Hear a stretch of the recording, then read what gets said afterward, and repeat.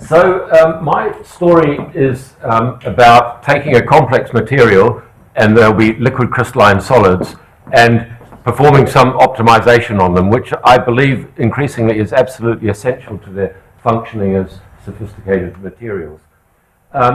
So it will be finding materials which you can write a changeable metric in, and that the secret of the story will be director fields and stimulated curvature change. And the reason we want to do that is for strong actuation. So behind all of this sits curvature, as in Randy Kamian's talk, and the figure of Gauss will figure very highly. I've had the privilege of working with three very clever and inspired people. Yes? That's not on. You can hear me just because I was shouting. But there's another person who's not on this list, but who started much of this work with me, and whose name has been right through this week, and that is Kaushik Bhattacharya. So you'll see examples of him as we go along. So the design of complex machines for complex materials for micro machines. There's a famous quote here from somebody in the audience who probably recognizes it. It really does matter. If you want to do really complex things at the short length scale, then Dick James recognized that you probably don't want self gears and cogs and wheels. It should be self-steering and self doing its own thing. Really important for this story is that you have to be able to, as well as push, and behind all push sits the Euler instability. So I want to try and get around that. Lots of other things you want in machines, but we'll need materials with a large anisotropic response. And what sort of new machines? Well, I'll give you an example right now, which would encapsulate microfluidics, but in general actuating, positioning, manipulating, and it'll be on a small scale. I'll show you some such machines as we go along. So here would be a schematic of microfluidics. On glass you have rubber. In the rubber, on top of the rubber there are channels which are closed off at above, and you want to be able to stop and start a flow and create pumps and gates and valves, and you'd like to do that remotely in a multiplexed way with lots of different things happening at the same time. And so you want an active material responding to light, which would come down to form a cone or a wedge and stop the flow when you shine the light. So you need an active material which will do that. So we want flat sheets that can turn into cones and and hemispheres and those sort of shapes. And we need materials therefore that are responsive, and it will turn out we will take them to be anisotropic.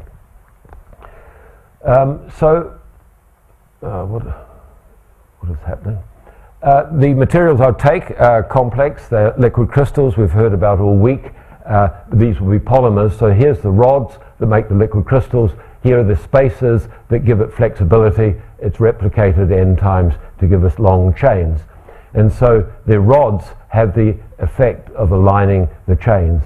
So the rods will give polymer chains which are extended along the director without any force being needed to be applied to them.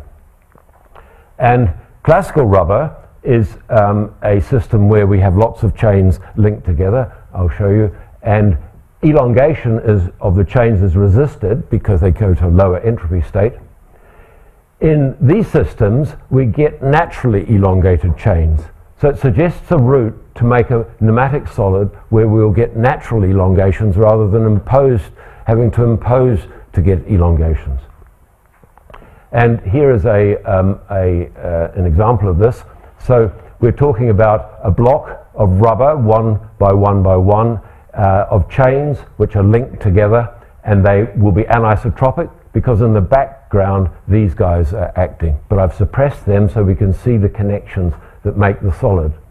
And when we change the anisotropy of the chains, we'll change the dimensions of the solid, so it'll elongate by a factor of lambda this way and contract by 1 upon root lambda in the other two directions, in this case to preserve the volume, because rubber deforms at constant volume. And the anisotropy of the chains is characterized by the second moment of their Gaussian distribution, and that happens to be anisotropic with a value along the director and the two equal values perpendicular to the director. So here's the cartoon again. In this case, we're starting from the isotropic state, and we have a sphere characterizing the distribution, and this cube extends when the distribution of chains becomes elongated by this factor of lambda when we cool to the nematic state. And conversely, when we heat to the isotropic state, we'll have a reverse change. And the change in anisotropy is what drives the natural change in shape of the chain, of the block of rubber. And it goes as the cube root of these eigenvalues of the distribution. And this natural ratio here is anywhere between about 5% and a factor of 60. So the chains can be extremely elongated, and given that it goes as the cube root, the extensions have to be between about 2%, taking the cube root, and 4. So they're quite big effects, and I'd like you to retain focus on that. So here's an example from my colleague Eugene Terentiev, and he's blowing hot and cold air down a measuring cylinder, and this thing is contracting and expanding according to its temperature by about a factor of 3 in this case here. Now there's another way to change the order, and it's not by heating, but it's by causing with light guests to bend. So here's here's a fluid of rods, and some of the guest rods have got a bendable unit in their core, and when you shine light on them, this bends, and because it's a long rod, the guests disrupt the order of their hosts, and we have the isotropic state. And then when we let it relax back to the ground state, or we irradiate with light of a different color, we get back to the nematic state. And these molecules are typically di molecules that transisomerize. So here's an azo group, and in this case we need UV, and the rod, which this black dot is this thing here, it will bend and it will take that with it. So we have a very nice example of that from Peter Polfi, which is, there's a film of this here, and it, when green light shines in here, we have a change in the nematic order at the top surface, and we naturally get bend. So think of this as temperature-like mechanics, but it's done with light. Now light's quite nice because you can deliver it quickly and remotely, and you can control the polarization. And here's another example from our colleagues Tim White and his group.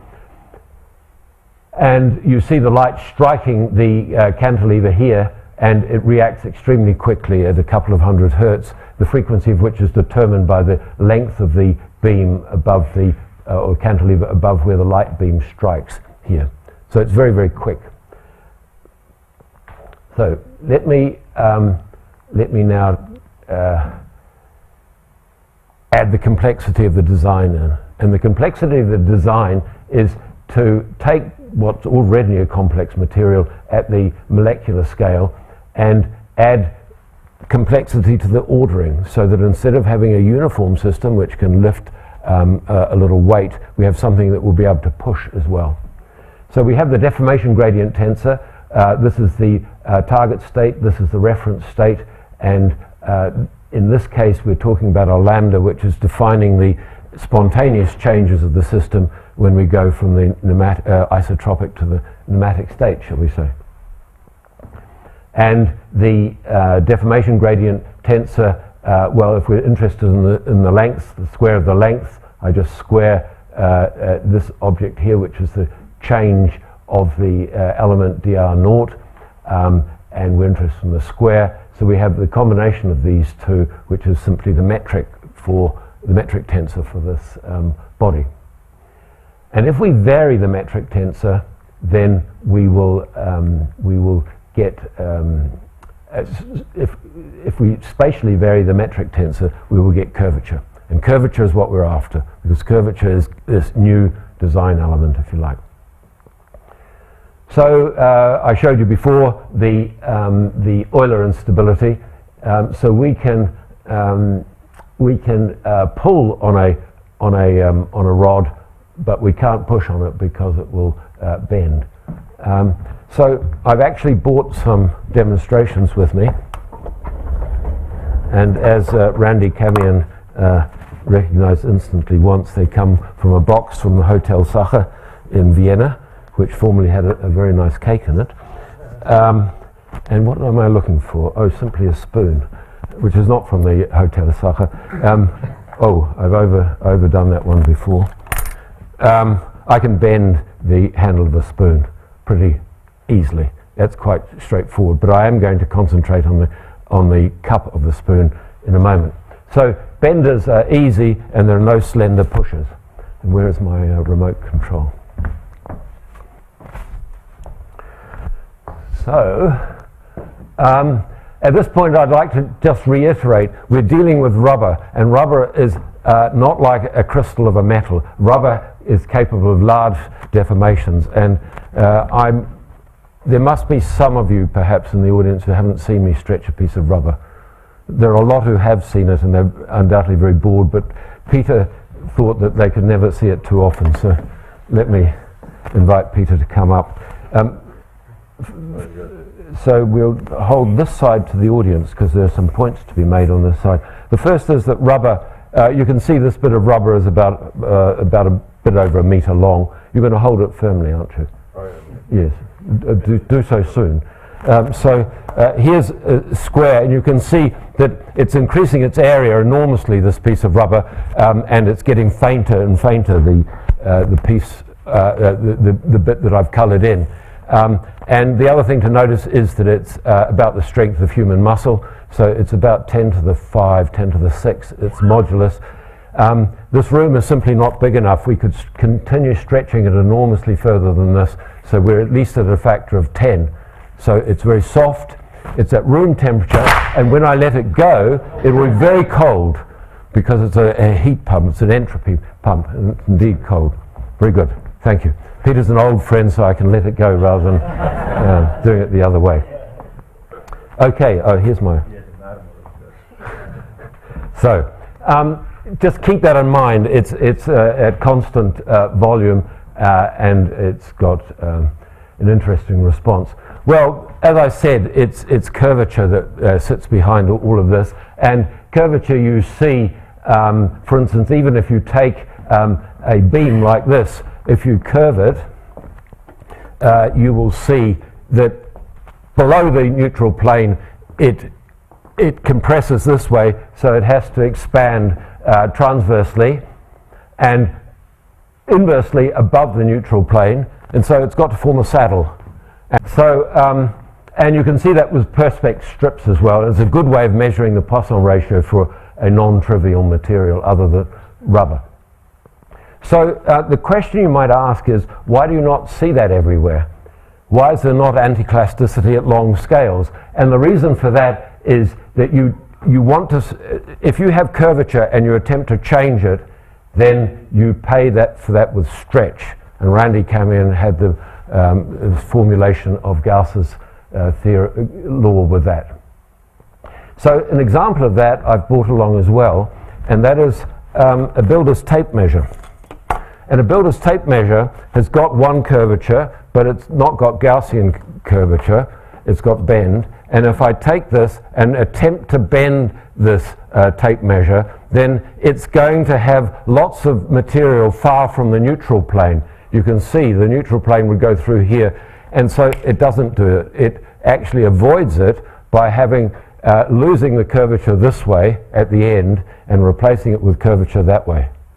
And the interesting thing that you can prove quite straightforwardly is that the curvature is always the original curvature. It's in the opposite sense. And so I've taken a strip out of here, and as I change the opening angle, the curvature doesn't change, and you can test that by seeing how good the fit remains. So I can pass this one around as well if people want to do that. And then there's all kinds of devices, and our Norwegian friends have left, unfortunately, but the bicycle clips are given out in Norway. This is one, and I've got another Norwegian firm there. And you can see that I've replaced one curvature by another one, and I can go back to the original curvature as well. So these are, I mean, I'm sure you've all got these, but let me pass one round in case, or a couple round, in case. So we see avoidance of curvature all around us, and so it is an important thing in everyday life. I want to give you one more example of where curvature is avoided, and this is the Corpus clock, which you will have seen in town, and when you look at it at night, it's actually really quite remarkable, and it has a plague locust on the top instead of a Harrison escapement grasshopper. So it's a long story, but basically it was built by a man with a fascination for clocks, and the reason he can exercise this is that he's immensely rich. And the reason he's immensely rich is he's a physicist who made a fortune with these switches. And these things are at the core of an electric kettle. And they have a curvature. These are little domes, and they sit inside an electric kettle cutout, which you can look at, and equally I can pass around. But what it's got is about 3 of these little discs in them. And these little discs are bimetallic. So a bimetallic disc has got a curvature. Sorry, this is a dome, bimetallic dome. It's got a curvature. When you take them, I'll pass them round to people. When you take them and heat them, then of course since it's bimetallic, it wants to change its curvatures, but it basically has to at constant Gaussian curvature, and so it has a catastrophe where it. Well, this is very resistant. I'll try another one. There's a good reason why that one was resistant. So these have been optimized. Their design has also been optimized, and so I can get them to invert. You probably didn't hear that, but it inverted, and I can put it down somewhere where you might be able to see it, and it will go back again in time. So it's trying to change its bend without changing its curvature, and you saw it flick back and jumped into the air. So I don't know whether I should pass around a lighter during a talk, but I can pass around the discs, and you can try them afterwards if you want.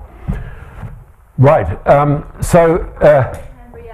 Are you sure this is not shape memory alloy? Yeah, absolutely. It's 2 types of stainless steel with different thermal expansions.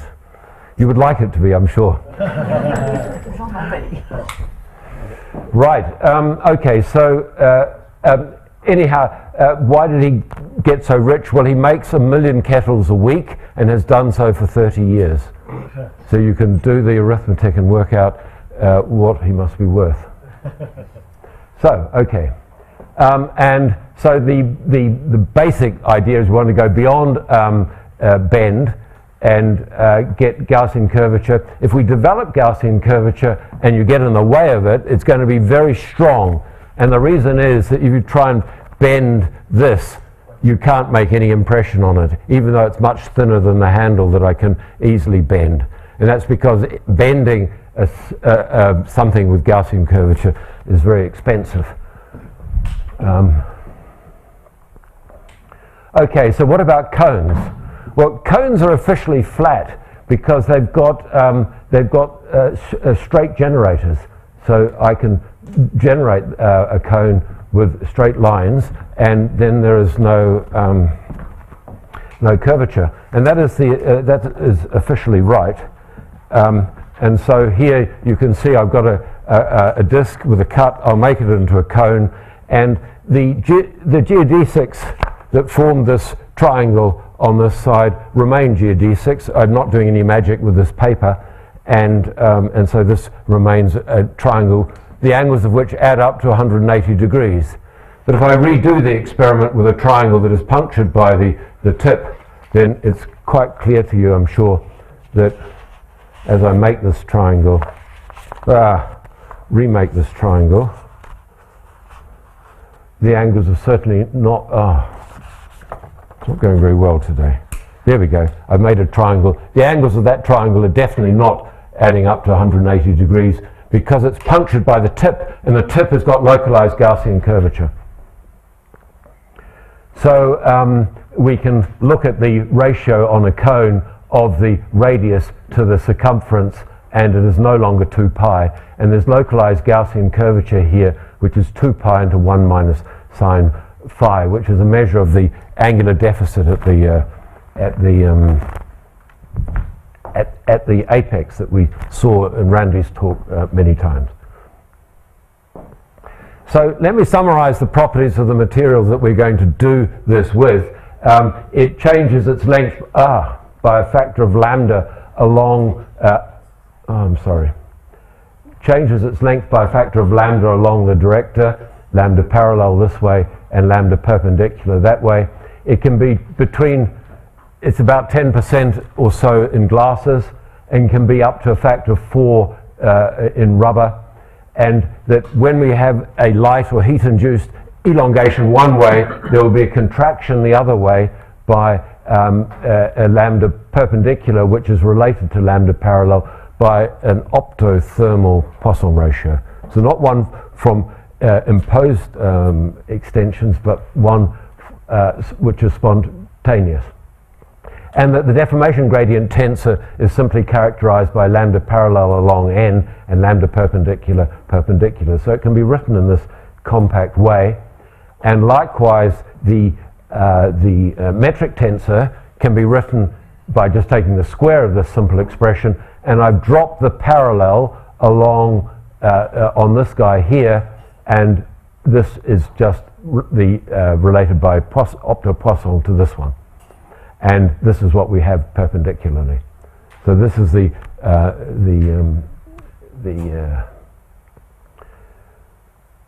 metric tensor. So the easiest way to do this is to take lines which of director which are no longer uniform but are concentric circles, which we can write onto a sheet of this material. And now we get contractions which are by lambda along the circumference and elongations by lambda to the minus nu along a radius. Clearly the circumference to radius is no longer 2 pi, and this is a signature of Gaussian curvature. And we can work out what the angle of the cone must be, because this in-plane radius elongates by a factor of lambda to the minus nu, and this in material perimeter has contracted by a factor of lambda, so it must be generated by a radius through space which is a factor of lambda smaller. So I take the ratio of this length divided by this length, and I get sine phi. The r's cancel, and I just get lambda to the 1 plus nu. So the Gaussian curvature at the tip is simply 2 pi into 1 minus lambda to the 1 plus nu. So we are using the non-uniformity to get some Gaussian curvature. And here are some examples of that. So this is a sheet of this material which has got concentric circles imprinted into it. It's transparent, and you have to have cross polars to see the pneumatic distribution in this. Or you could have a logarithmic spiral, because that's got a constant angle to the radius, so it's equivalent. And if you heat these concentric circle materials, you get indeed a cone.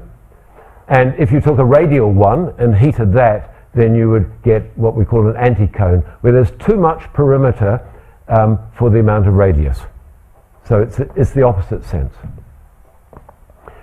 So we want to make a machine with this, and Tim White has done that.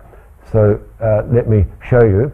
Here he's taken this sheet, and he's written actually a 3 by 3 array of concentric circles. So we have plus ones here and minus ones here to keep the charge neutral. And what he does is he puts a glass slab on top of this material, and the material is already raised a bit. It's a fraction. It's a very, very thin sample. We'll see that more later. And as it is heated, it lifts the load through several times its own thickness. And there's no Euler instability problem with this thing, and then it cools down and goes back. I'll show you another couple of these as well. So here you see another one, and this time he's put some tungsten weights on top of the glass, and you can't actually see in here, but it's this very, very fine layer just below the glass slab, which is the elastomer. And he's going to heat that, and he does, and you see it lifts its 400 times its own weight, and it lifts it through a very considerable distance compared with the thickness of the material. Indeed, you couldn't see the thickness of the material initially. So it's a wonderful demonstration. This is by Tim White, who's now in Boulder, Colorado. Okay, so he wasn't satisfied with that, amazingly. So he went to this, and this works very well as well. And not being satisfied with this, he went to 2,570 times. And I don't have a movie of this, but you can see in here there's this very fine layer, and here it's lifted this enormous weight up. So these really are very nice micro machines, and they really do depend on optimizing the material in the sense of working with curvature. So there's another approach to this, and this takes me into Randy's territory, and that is, why not get piecewise director variation, and with that go to origami. So conventional origami gives you localized Gaussian curvature, and what you have to do is you have to tuck some paper under and magic it away. Randy chose another way of cutting the paper out, and one can do this in this scheme I'm relating as well. So you take here some folds, you fold across here, so you've got a valley and two mountains. Then the bit of paper is magicked away at the back, which you can't see anymore, and this is a source of localized Gaussian curvature. And it's really very nice. And if I glued this together now, then it would be quite strong. But if I don't glue it together, let me go up here, I put it on the table, and then I tried, like Tim White did, to put a load on top. Well, it just unfolds, and it is back to where we started. Because I haven't done anything. This is isometric. I haven't got rid of anything. I've only tucked it under, or I would have to cut it away. But non-isometric origami structures are strong lifters. And I believe that this name comes from Bhattacharya, although I notice you used it as well. The idea, the name non-isometric. I got it from you. Oh, you got it from me. Well, I got it from Kaushik. So, as I said, Kaushik sits here at this meeting in some sense. But Carl Modus was really, he did a lot of this quite a long time ago. So here's an example. We take a discrete +1 defect. Here it is. So we go around the origin, as we did with circles before, and we get contraction along the director and elongation perpendicular to the director. You'll see that this will form a square pyramid. And because this bend is highly localized, we can diffuse that away. The energy is convex, and we end up with a cone. So that's fine, and we could do things with that.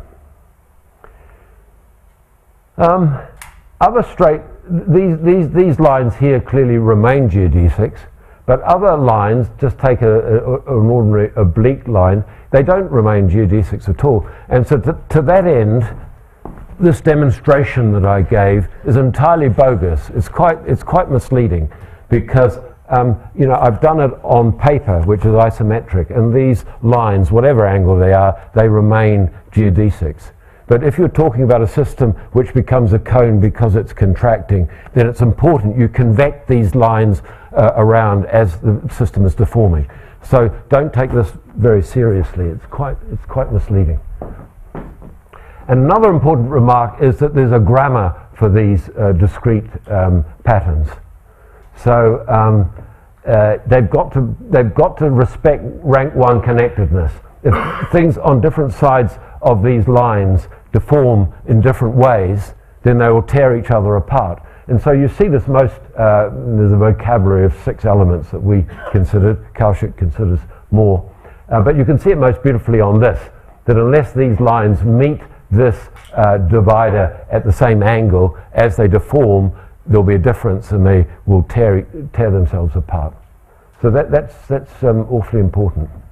And so you can add these together. For instance, here's a line of plus a half and minus a half defects, and then as we get deformation, then it will have to go into the 3rd dimension, and there will be regions of localized Gaussian curvature.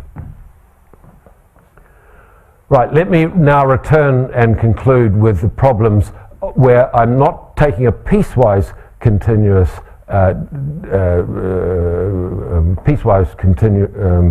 director field, but a continuously varying one, and I will do it in circular coordinates of theta and r, and I will have a director which is at an angle alpha with the radius. Then the metric I can write out in polar coordinates, and it's just this, and it gives the lengths in the surface. And I want to concentrate on systems which have got circular symmetry, so that alpha just depends on the radial distance out from the center. So I'm going to generate shapes which have got rotational symmetry.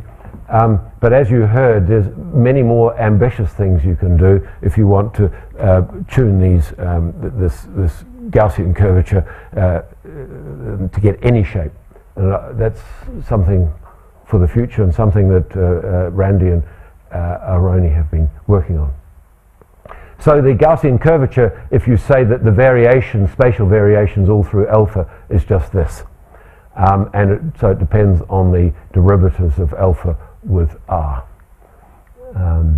So going back, if alpha is a constant, which it is for that generated the cones, the Gaussian curvature is 0 everywhere except at a point which we're not dealing with.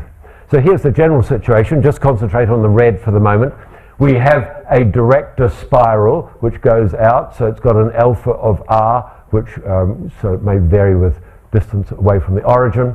And we have some lines. For instance, here's a circle, and here is a general sort of curve that goes out between 2 points. And then when we allow it to deform, then this director, and so we get say a contraction alpha along the red line, then the whole thing transforms, and this director line goes to this new director line in blue. The circles, well, they go into circles because we have rotational symmetry. And in general, lines like this gamma 2, they transform into a gamma 2 primed. And I've chosen a special one here, which I call a proto-radius, because it deforms into something that will be a radius in the new final state. But you can see this wasn't a geodesic, and now it has become one. So that the convection under this change of metric is extremely important. I think you've seen enough of the cones. So more complex director fields and metric tensors. And I'm going to deal with the forward problem first, because as Jamie Taylor said, the reverse problem is always more difficult. It defines the reverse. We'll come to that. So here's a linear variation of director angle with radial with the radius, and so this is the sort of pattern you have with a linear variation. here's the distribution of Gaussian curvature, and here's the shell that results. So I haven't said how you calculate this. That is a difficult and non-trivial exercise which Cyrus did. So you get a shell. And then if you have quadratic variation of the director angle with radial direction of this form here, then you get a distribution of Gaussian curvature and you get a different shell. You notice the Gaussian curvature is positive in this region and negative in the skirts. And here's an exponential variation, and you find here again a variation also in the sign of the Gaussian curvature, and here is the shell that results. Okay, so the inverse problem. Some of the inverse problem is quite straightforward. So the inverse problem is, what spiral is needed to obtain the shell that you asked me to get? So let me pose the first shell. What about that of constant curvature? So that's relatively easy. We know what the shape will be. It will be a spherical cap, a spherical spindle, or a pseudosphere. And so what you do is you calculate, I'll show you in the next slide, a director pattern, and here it is cut out, and it will form, in this case, a spherical cap. And spherical spindles, constant Gaussian curvature, but different in the two directions, so they are pointy on the whole. And here's Tim White, who took one of these patterns, wrote it onto a sheet. I've said nothing about this miraculous art, but that is something they can do with great precision. And there you find this was a spherical spindle, and it's slightly pointy at the top, and is otherwise a surface of constant Gaussian curvature.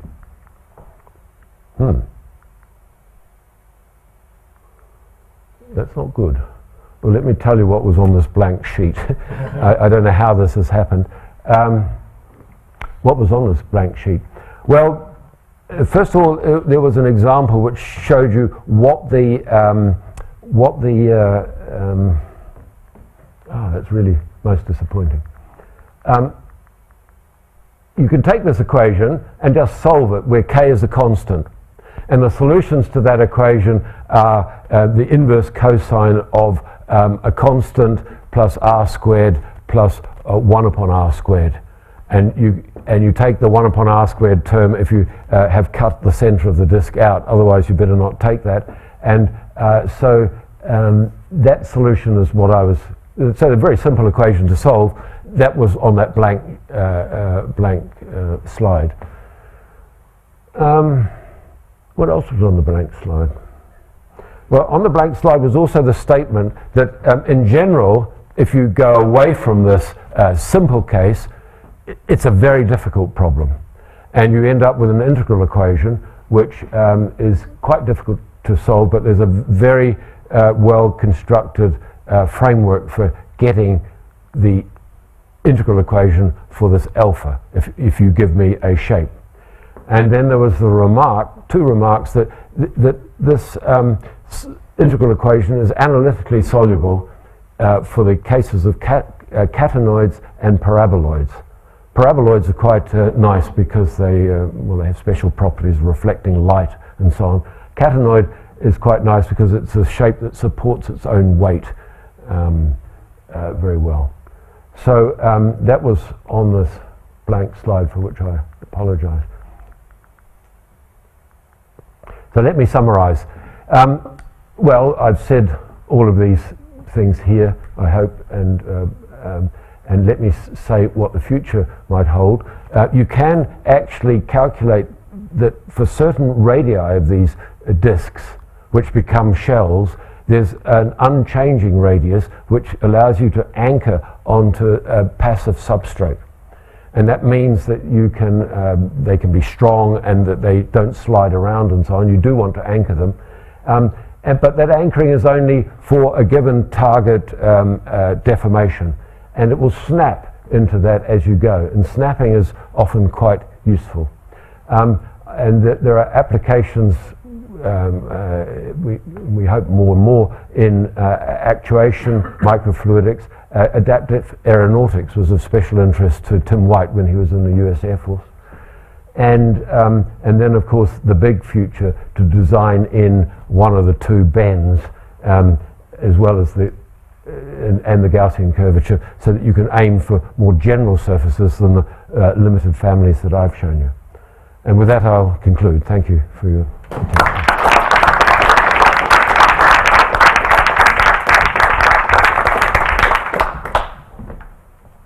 Question? Yes, Erica. So how do they print the liquid crystal into these sheets? I mean, how do you create these orientations? Well, what they do is they write onto surfaces, which then enclose the. So they write the pattern they want on the surfaces.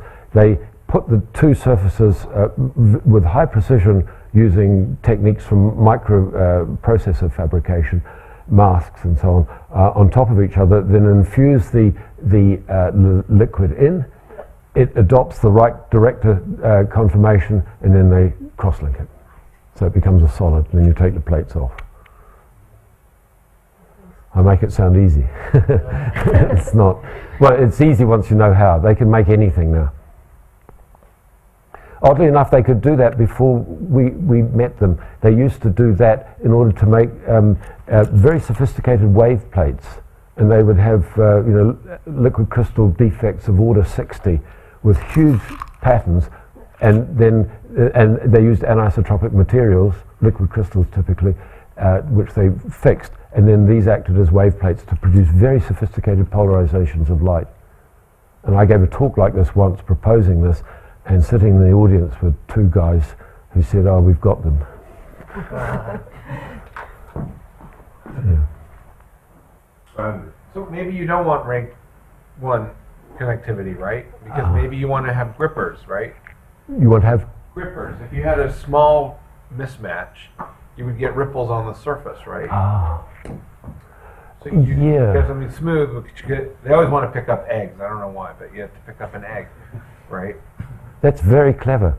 And I've been so fixated on rank 1 connectedness because I always fear if you don't obey that, you're going to destroy your sample. But rubber and so on can easily withstand a bit of crisis. Right. So then you get serrations, which you could then use. That'd be cool. Brilliant. Yeah. Fabulous. I have a box of mints here, and if you press the lid, it inverts its curvature and then it's open. Sorry, are there other questions? I think people are tired and they need a rest after a whole week. Very naive. Do you have problems with hysteresis? Can you repeat this cooling? Heating and cooling in that? Depends on the system. You saw this oscillator going at 200 hertz all day, so it goes through millions of cycles. But there must be others that suffer fatigue. Are there? Well, rubbers are pretty good. Rubber is pretty good. Can be a bit hysteretic, perhaps. Yeah. I have one question about the stretch rather than bend. I mean, bending is really stretching and compression. Yes. It's just an impedance matching story. No fundamental. Well, bend is where the neutral plane doesn't stretch, and what Randy's proposing is where the neutral plane stretches and he gets bend as well. Isn't that fair, Randy? In other words, bend is without a metric change in some sense.